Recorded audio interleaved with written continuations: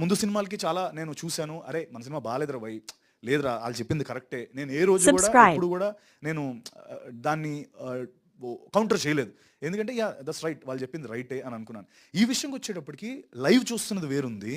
జనాల్లో ఉన్న స్పందన వేరుంది. ఇక్కడ వేరేగా ఉంది. అంత ఆస్మాన్ ఫరక్ నాకు అర్థం కాలా. అరే! ఇప్పుడు వీళ్ళకి నచ్చకూడదు కదా!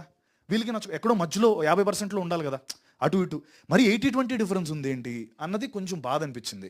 అది ఎందుకు అలా జరిగింది అంటే మేబీ 80%కి నచ్చి అంటే మిగతాది ఏమైనా జనరేషన్ గ్యాపా? లేకపోతే కొంతమంది నచ్చలేదంటే ఏమైనా అది ఏమో ఐ డోంట్ నో.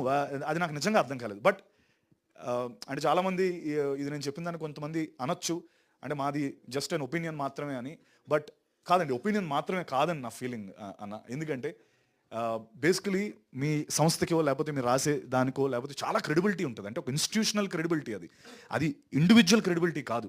అంటే ఆ ఇన్స్టిట్యూషన్ ఎన్నో వాళ్ళుగా నమ్మిన క్రెడిబిలిటీ